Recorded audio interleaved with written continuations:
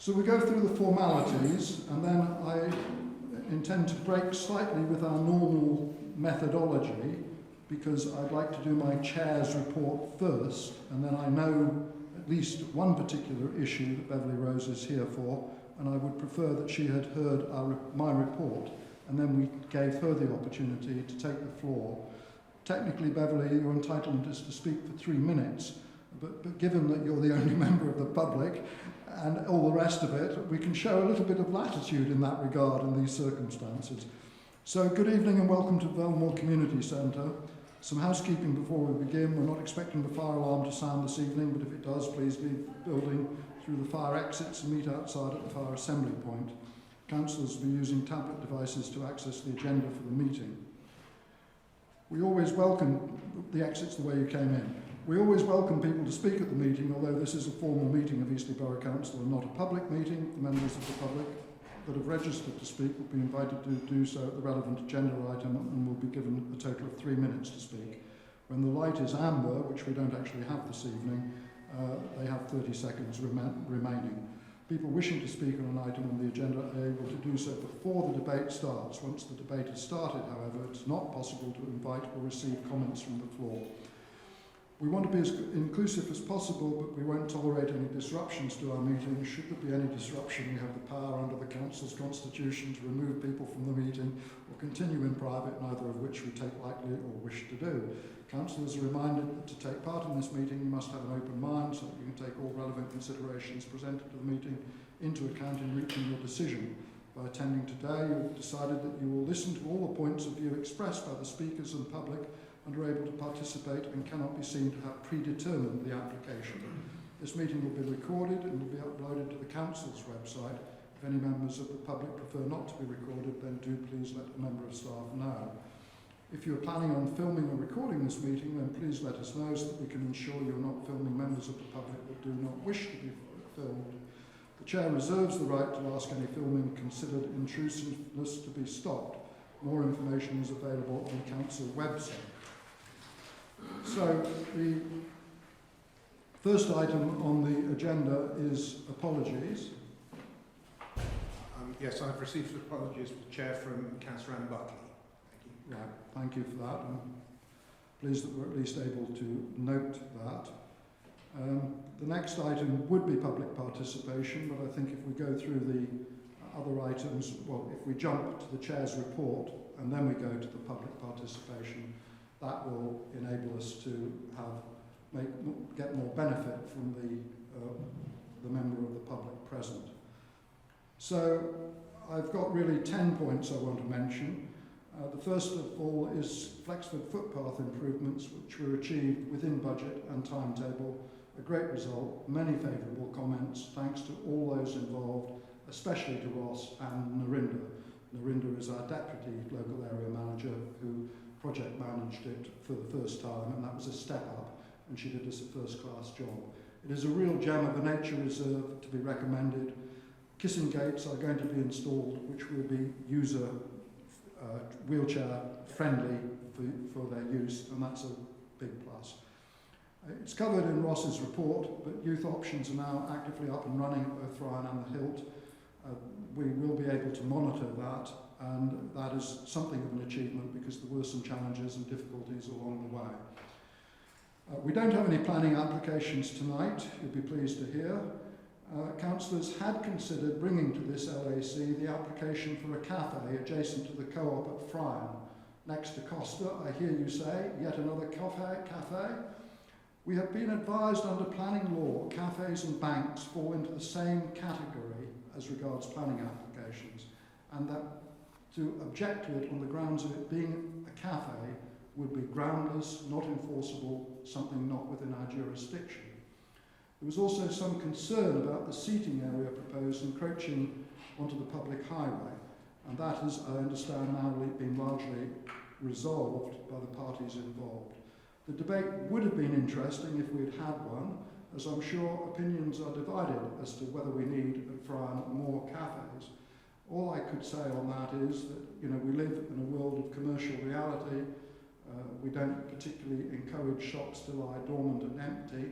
And although we greatly regret and fought the loss of the banks at Friern, we do wish members of the public to appreciate that a lot of those services are available from the post office, something which a number of these councillors fought very hard to retain when the future of the Friern post office was in some jeopardy.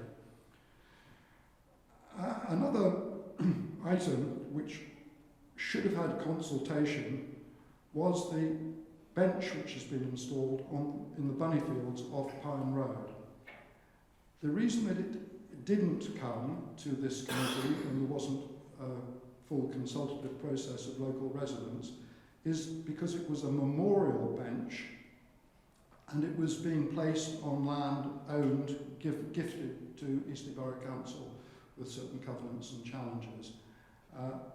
There should have been consultation with councillors and residents. That's the view of all of the people in this room this evening. However, we have determined that in the future, the glitch in the consultation process will be put right, and there will be on Eastleigh Borough Council land, and indeed Parish Council land, where it has an interface with the public and is not an enclosed space, a proper consultative process.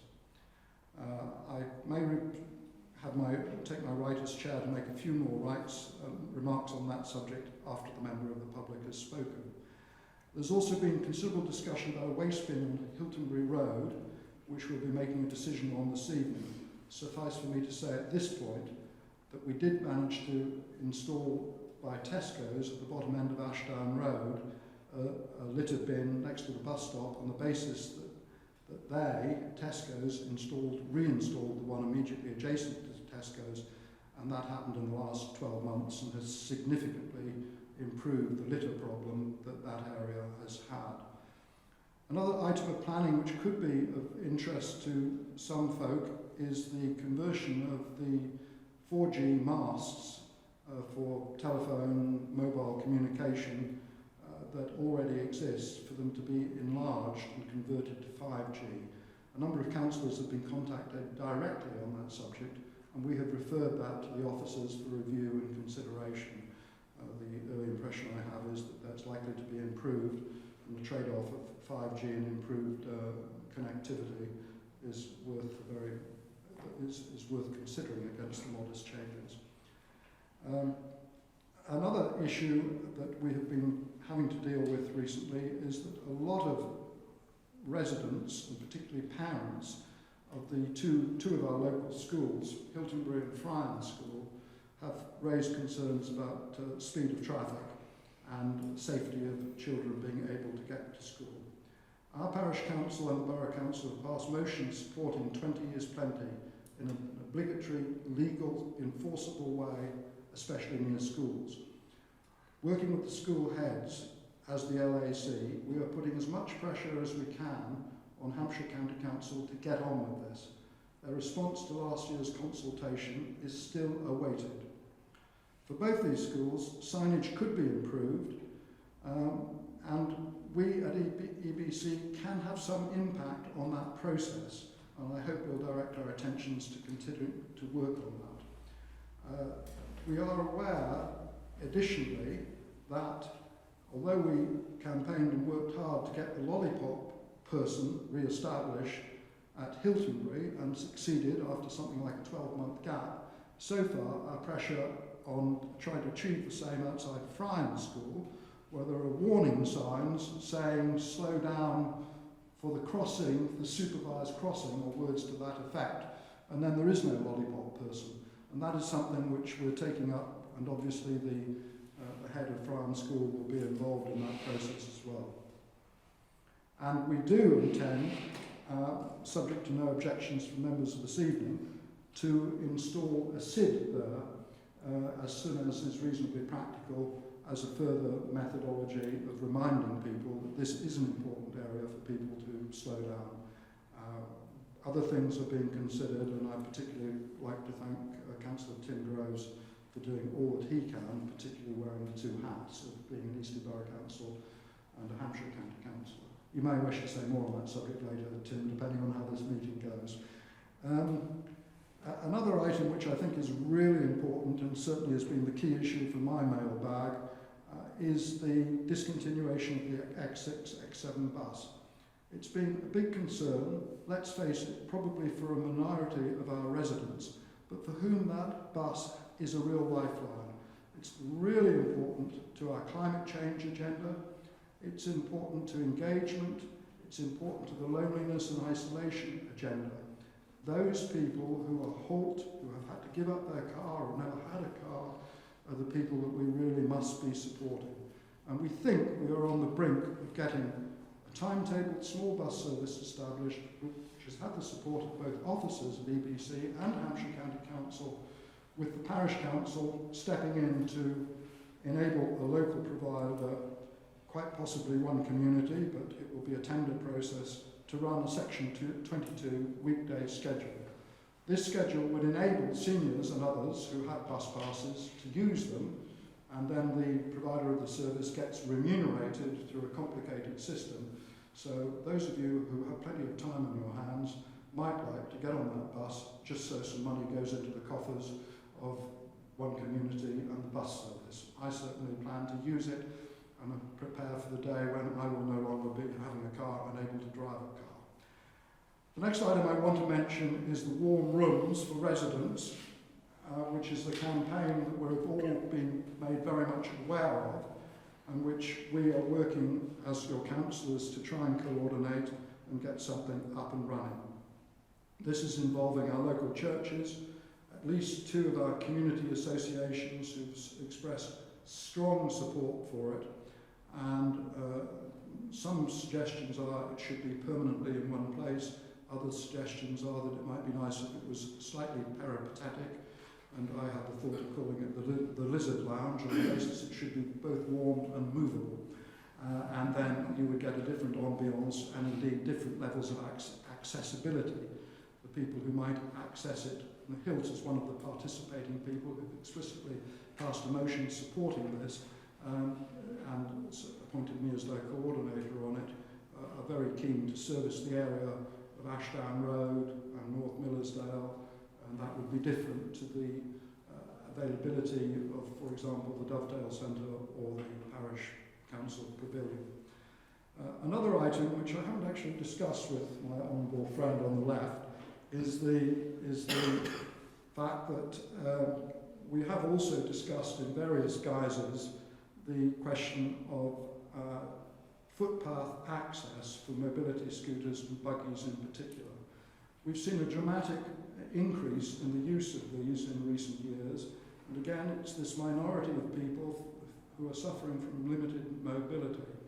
And I don't know if there is any way at this evening's meeting, rather than it be put onto the agenda of another meeting, if we were able to push the 2 particular issues which we've discussed, which is the pedestrian crossing at the bottom of Hursley Road and the impeded access to that, and the footpath up from the railway station to that roundabout and area of shops and pedestrian crossing as well.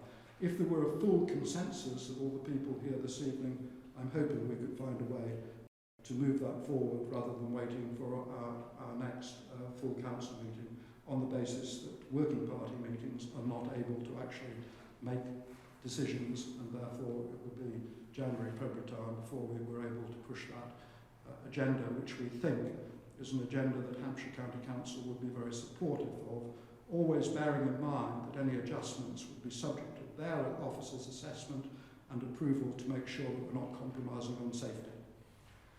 That concludes my report, which is a little bit more disciplined and a little bit more structured than I normally do.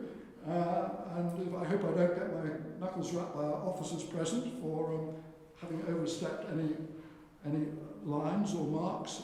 If I have, berate me in private, preferably rather than public. So, we now come then, as we should have done at the beginning, to public participation, where we have Beverly Rose, if you don't mind me naming you, Beverly, where you have the whole paraphernalia of the stand to take. You can consider yourself to be Joe Biden, or you can consider yourself to be anyone else you choose to. But you can sit if you prefer, yes, but you'll have to shout because the acoustics in this room aren't very good.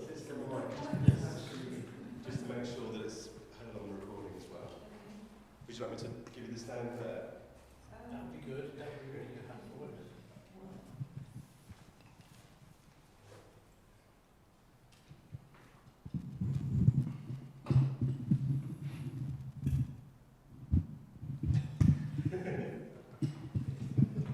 Is this the first time you've used this at these meetings? No. No. Right, yeah, I'm here this evening because I strongly believe in protecting our green public spaces so they're pleasant for residents to use and look at, and for crucially important wildlife habitats, and to maintain a green lung to help improve the air that we breathe. Can we move the microphone a little bit closer to you, which gives a little better chance that we'll hear distinctly? Yeah. Lovely, thank you. Okay, is that better? Yeah.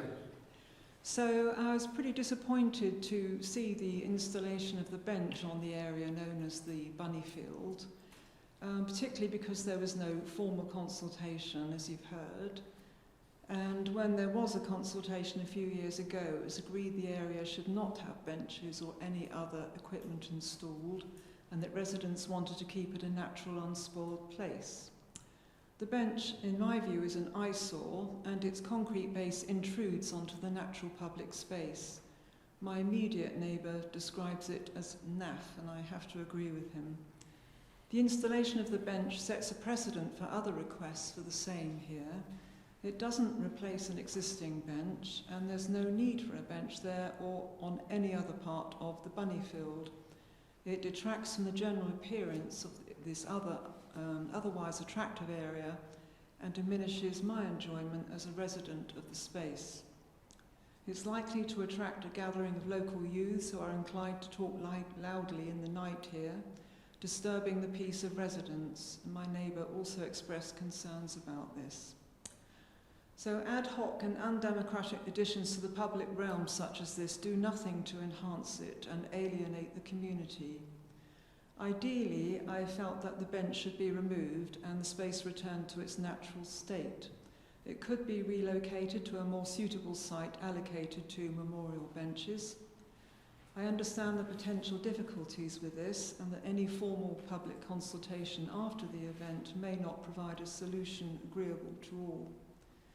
I should add that I entirely support the excellent Liberal Democrat-run Borough Council and local ward councillors. On this occasion, some sort of glitch in the system has become evident. So I think, Chair, you did answer some of my questions earlier. So things like why was there no public consultation? But I would like to know if there is a policy for this public space and indeed others in the borough. If there is, I can't find it on the website anywhere using the usual search facility. If there is no policy for the addition of memorial benches or anything else on public open spaces, may I suggest one is developed fairly urgently and based on the guidance advice note from English Heritage. And the advice note states that it's important that individual sites have a detailed policy to ensure any requests for commemorative benches are dealt with fairly and uniformly over the long term. And any policy should be clear, even if this is simply that the commemorative benches are not accepted. The policy should be included as part of the management plan for the site. And the note covers aspects to be considered such as appropriateness, number, location, type, quality, wording and graphics, and crucially future maintenance, time limit, ownership, replacement, relocation and dedication. And I have a note here of the website link to that if it's of any use. So finally, I'd like to ask how the Council is going to redress this current situation, and I understand that might take some time, so it might be appropriate to add to a future LAC agenda. But I'm pleased to hear that there's going to be some sort of policy for it in the future, particularly as regards consultation, which I think is so important when you're sort of looking at it out of your window or whatever, or walking by it. And that's it. Thank you very much. Right. I don't know if, Ross, you wish to say anything. I pretty much said what I want to, other than to assure you, Beverly, at the next working party, that this will be thoroughly discussed again. I think the probability of removing the bench is, I can't imagine it happening, because it was a commitment made by the council, albeit without the councillor's involvement. And the particular reason the bench is there, looking up a beach close, is because the people to whom it's in memorial of lived in Beach Close. And that's the reason it points up the close in that direction, and has quite a lot of support from the people who live in Beach Close. But is there anything you want to add? Yeah, thank you, Chair, and thank you, Beverly, for your comments, and particularly towards the end there when you were highlighting some of those key issues around developing a policy. You're absolutely right. We are, or have been, in the process of developing a policy with our direct services team for memorial benches specifically. We are tending to get quite a few more requests at the moment, particularly around Hiltingbury Lakes. So, and there is consultation involved in those, so we do consult with the residents. On this particular occasion with your one, I couldn't comment because I didn't know what happened until it was installed, but I guess good intentions, but unfortunately a missed opportunity to consult with those local residents. So apologies on behalf of those teams. But there is a memorial bench policy now in place, which I'm happy to sort of send you a link to, and that has been tweaked somewhat in the last recent months. So it's unlikely to happen again? Absolutely. Good, yeah. That's the main thing. It absolutely shouldn't happen again, but it's and the trouble is, particularly with a memorial bench, it's very difficult. They've negotiated quite a bit with the officers and agreed it, and the maintenance cost of it is covered. And then for us to say, oh, we're going to have it removed, I don't think we have the authority to do that, to be honest. However, we will discuss it properly, and we thank you for raising it. I don't know, this meeting, because of the nature of what it is, and because has no planning applications, and we're not going to go on meeting for very long, I would give any other councillors who wish to the chance to chip in and make a remark, should they wish to. No? Yes, okay. Mr. Pratt. Yeah. Councillor Pratt. Yeah. Oh yes, Mr. Chairman. I think the only thing that might perhaps give an opening for an outside chance of having it removed is if it does become a centre for antisocial behaviour, in which case I would hope then there would be a remedy that we could use, one of which might be remove, because it's the last thing anybody wanted when they even put the bench there. And I would think that the people who asked for it would understand that their bench will get trashed anyway, so it would be better if it would be put to a place that doesn't attract so much antisocial activity. Other than that, I'm with you. It's a bit of an own goal, and there's just no way to put it right that I can think of. Okay, that's a very useful point, though. Thank you for that. Could I just add one more thing? Yes, indeed. There's probably a better Strictly way. illegal, but yes. Oh well, I don't want to be illegal. But there must be a sort of better ways of remembering people than sticking benches all over the place with, tacky plaques on them. Couldn't they contribute to the cost of improving the lakes or other public spaces in memorial? Yeah. Yes. Yeah, I Could think. we promote that?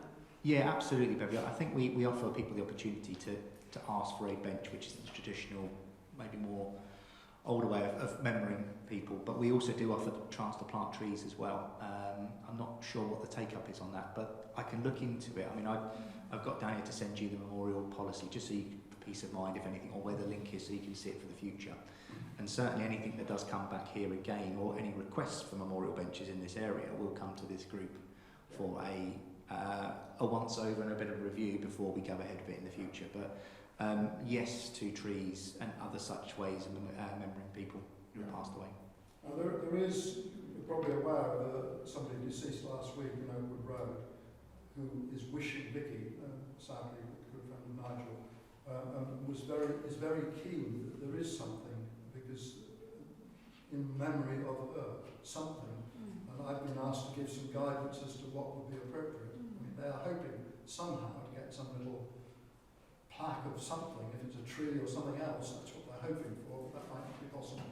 So I think we'll close this discussion now. Thank you very much for coming along, Beverly. Thank you for making the Right, points. thank you for And this. they are taken on board seriously. Thank you very much. You can stay if you wish. Thank you.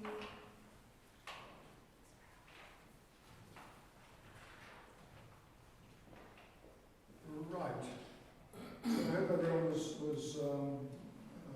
tolerant of us changing things around a little bit to get the coverage of that. So we're now back on to item 3 on the agenda, which is the minutes, page 5 to 8.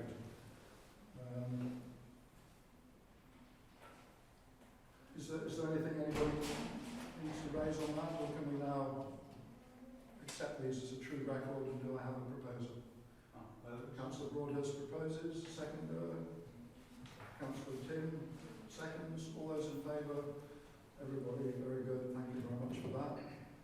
Declaration of interest. Do members have any declarations of interest they wish to make? If so, please indicate now. No declarations of interest. Good. Chair's report already done. Excellent. We're now on to... Dave, don't you think you're going to get off completely like this evening? We're going to poll you a googly before the meeting's over. Half expected. So we're now on to Chair's report, and thank you, Ross, for the way you handled that particular situation just now. Okay, fairly straightforward report. There's 3 recommendations in total and something to note. The first point is to approve the recommended fees and charges for Ramalley Cemetery as set out in Appendix 1. The second one was to approve the allocation of £520 for the cost of room hire at the Hilt for youth provision through our reserves. And the third point was to approve the allocation of £432 to install a dual waste bin at the Hiltingbury Road shops near the Kingsway Crossroads. And for noting the achievements that I've highlighted in Appendix 2. So if I jump to Appendix 1, which is the fees and charges proposal as set out by the service managers from Direct Services, we're giving a remit around 10.1% this year due to inflation of what to achieve in order to make ends meet, I suppose is a better way of describing it. But in essence, you can see there, I won't go down line by line, but we've highlighted what the change percentage is against each line of cost for the cemetery. It's worth noting here, obviously, that the reason why we're looking at a charge or a change as much as 10% is due to the cost of fuel, equipment, staffing increase, all affected by inflation. So that's the reason why those change to the percentages for the cost of the cemetery are what they are for this year. Going back to my second point, so I am suggesting we allocate from our reserves £520 towards indoor provision at the Hilt in Hiltingbury for the young people of Chandler's Ford. So as you'll recall, back in April, May, June time, we started with Youth Options, working with our young people in the area, and as we discussed many years ago, we talked about consultation, finding out what young people wanted, where they wanted it, how it looked, and Youth Options have conducted that now over a period of 2 months. And certainly the young people are often congregating around the Hilt and outside wanting to get in, because there is some really nice facilities upstairs. So we've had a discussion with Youth Options, talking to all of you informally. You've all expressed an interest of utilising the Hilt any way we can as well. The young people certainly want to use it. We're getting into our colder months of the year, as we all know and have seen tonight. So the idea is that we would use that funding to pay for some indoor hire of provision to take us through the winter months. Fryan is already offering that as a in-kind contribution from the parish, so I am assuming whether they are going out in the more warmer climes to do outreach sessions, but in the winter months they're tending to use more indoor provision to help young people with a range of different issues, which you'll see in the monthly reports that I'll send through that are created by Youth Options. And finally, the other thing, my final recommendation was the installation of a dual waste bin at the shops on Hiltingbury Road. As we have done before in the past, we send out someone from our local response team to go out and assess the area. They have subsequently done that in the summer months, looked around. Apparently there used to be 3 bins in this location. There's now none. So the recommendation is certainly to install what we call a dual waste Broxap Derby 120 litre bin. So those are my recommendations, and I'll just run through very quickly the good news stories that we've been producing so far in the last 12 months. As James has touched upon already, the completion of the Flexible Nature Reserve was towards the end of September. As James has pointed out, the kissing gates as such are just about due to go in, and new signage boards or wayfinding boards as they're called is going to be updated, working very closely with the Wildlife Trust, which has been a real strength in all this as well. I think they were probably more distant in our relationship with those guys in recent years, but this has really brought us together, and we've started to use volunteers, as Nigel, if he was here tonight, would tell you all about. So it's a real win-win positive story for us, not just that the paths are more accessible, but we've got some clearly sustainable ideas of maintaining these paths using the volunteers and upskilling them. So positive step there. You'll see all the pictures in terms of the paths, the bridges being improved, the removal of some of the tree roots in certain key areas, and how we've used old brash to create hedges, and some improvements to the water courses as well. The next one was, if you remember this time last year, I think January actually, we agreed on some awarding of grants to some local community groups. So the first one that's come back was a company called RLM Boxing and Fitness, locally to Chandler. They, with the funding we gave them, which was £200, they delivered a boxing session specifically for people with Parkinson's. The sessions have only recently started late September time, and there's already some feedback on there from some of the people that are using it, which you can read at your own leisure time. The other grant we awarded last year was to the Chandler's Ford Scouts group that are based at Ram Alley. With their nice new building, they wanted some support to do their outdoor area. And the project's been delivered now with some support from our money. And the pictures can be seen of the improvements that they've been made with that money. And then finally, back in this time last year, November 2021, this group approved the installation of 3 benches, 2 on Winchester Road, 1 on Hursley Road, and you can now see they were installed, and Pride of Place on either side of the road, on Winchester Road, and 1 on Hursley Road as well. So all the pictures are there, and that's my report, Chair. Thank you. Excellent. Well, again, thank you very much, and again, thank you to both you and Narinda for the way in which you've undertaken these various projects and tasks. It might be also an opportunity to say congratulations on your enlarged and extended role, and the fact that we would more often see Narinda as our first port of call to assist you with managing now what is a very demanding job. I'm not saying it wasn't demanding before, but you've got additional complexity, and good luck with that. Again, I'd like, just to be businesslike, if there's no objection, to take these 3 items separately. I just know if we had certain of our friends that were with us a year ago sitting in the room, they would be insistent on that, and it strikes me as being slightly more businesslike.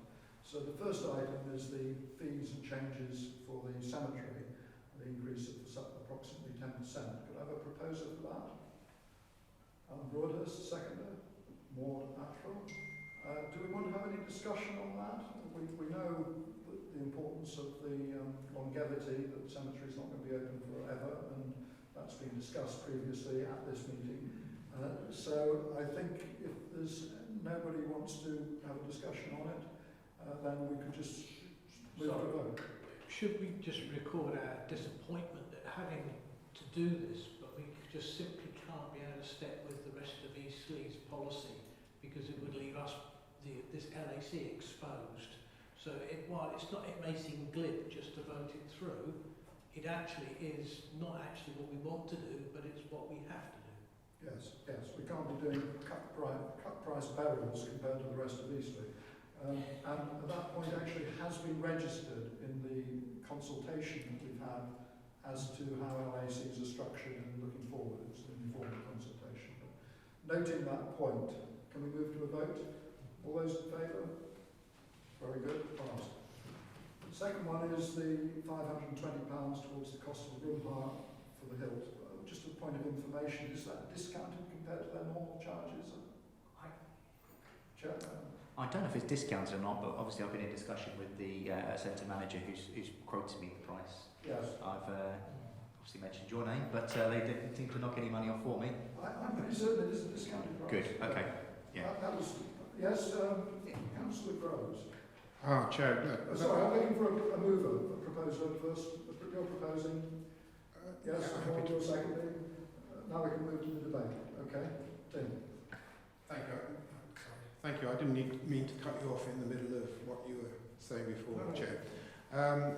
I was just going to ask the question as to whether this amount of money is in addition to the Friday night sessions that were taking place before the pandemic, and I presume still are taking place now, or are they not taking place at the moment? Thank you. So with the contract we have for youth options, we get in Chandler's Ford 2 evenings a week. It used to be a Wednesday and a Thursday, I believe. We may have had some Friday in the interim period when we had between COVID and youth options taking over. So what we get is 2 evenings a week, one at Frion and one at the Hill as part of our contract for the next 4 years. And they're approximately, Tim, 3 hours, I think, per session, which is what we're paying for. So in essence, that 520 was calculated at venue hire, starting from technically this week, if it's approved, all the way through probably till the end of March. So my understanding is it is not an addition to the Friday. It is the new day. It is the Thursday, isn't it? At the moment, yes, but we might be looking at a different date because of availability within the Hill. Okay. So it could well be a Friday as opposed to a Thursday. Yeah, my recollection of as it was before, a few years ago now, of course, with the pandemic, is Thursday was Frion and Friday was the Hilt. This is not with youth options with the previous provider. So at the moment we're talking about £520 for how long? So I think it's 3 hours a week for every week apart from Christmas week, all the way through to the end of March. So the best part of 20 weeks probably there from a rough calculation. Thank you. Yeah, I guess as you've raised that, technically I should say I have a conflict of interest because I'm on the management committee of the Hill, who, by the way, have offered the warm room for no charge, providing by some of them, by Crook, we provide some staffing for it because they're pretty tight on volunteers, as is everybody. Okay, so can we, anybody else want to debate that one? No? Proposer second, all those in favour? Very good. Next one. The approval of the allocation of £432.50 to install a dual waste bin to serve the area of the shop of Hiltingbury Road close to Kingsway Road. And as mentioned in Ross's report to us, his verbal report and in the written report, there is no charge subsequently for the servicing and maintenance of that. The philosophy being that there's less picking up of litter that has to be done by employees of East Borough Council if they're put in the bin. I would just say, normally I reserve my remarks to the end. This meeting's going so well, I'm going to make it now. As I promised I would, I visited the 4 shops immediately adjacent to the bin and had a good chat with them, actually, really interesting. Some of them are struggling commercially quite badly. That's by the by. All 4 of them were strongly in favour of a bin going in, and that is also the officer's recommendation. So a proposer, a seconder, and some discussion. Alan proposing, Tim seconding. Now we can have some discussion. Anybody like to have some discussion? Yes, I was just very interested in your report about what happened at Ashdown Road. You asked Tesco's to provide a bin, sort of on condition of, as a condition of providing a bin on the public highway. Then, are you proposing to? Is it proposed to do the same at Hiltingbury Road, or just to provide a council bin there? I was proposing just the latter. It could be something we could approach informally with them. The fact of the matter was, historically, Ashdown Road Tesco's had provided a bin. They removed the bin about 18 months ago because the ladies, mainly working in the shop, didn't like emptying it, and they said, because there were quite often needles and obnoxious substances in the bin. How valid that is, I don't know, but that's what they said. And then they said if there was the bin by the bus stop, then they would be content with management to reinstitute their bin by Tesco Express, which is what happened. Thank you for that. And just another question, probably won't make any difference to my decision, let alone anyone else's. Just as to whether have we identified any reason why there were bins there before but there are no longer in that area? Good question, Tim. I obviously don't know the answer. I can check with one of our colleagues who does do the checks. I mean, they have a database, as you've pointed out to me before in the past, which suggested there were 3 bins there. Obviously, she's gone out to check that site, and those bins are no longer there for whatever reason, whether they were damaged or simply taken away. I don't know. But in terms of her assessment, when she goes out to assess this, there's not a bin in sight for quite some way.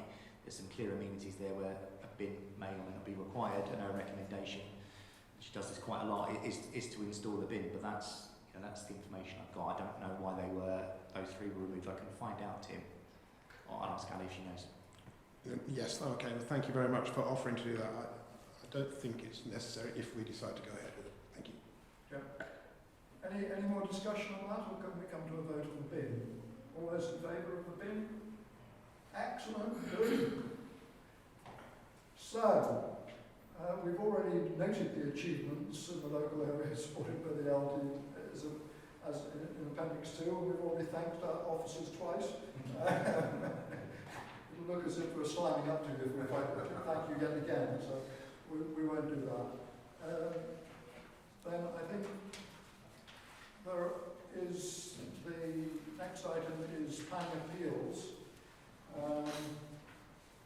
That we should be noting the appeals. Dave, are you able to take us through the appeals so we can just note them? Yes. Yes, certainly, Chair. So, 2 plan appeals to report. The first one, which has been lodged, is in relation to hang on.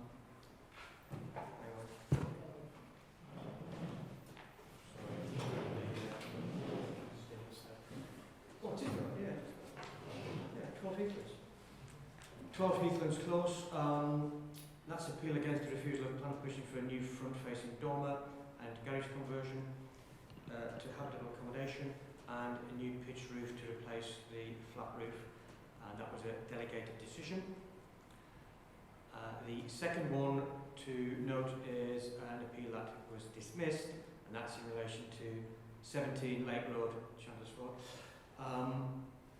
And that was appeal against the refusal of planning permission for a grass-roofed carport.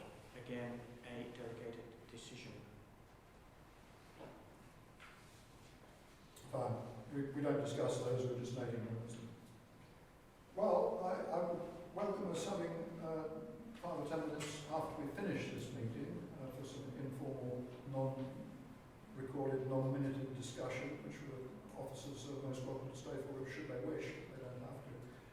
So I would like to take this opportunity to thank you all for coming on a nasty, fairly wet and windy evening. To note that the next meeting was on the 18th of January at 7 p.m. in the conference room of Thorndon Hall.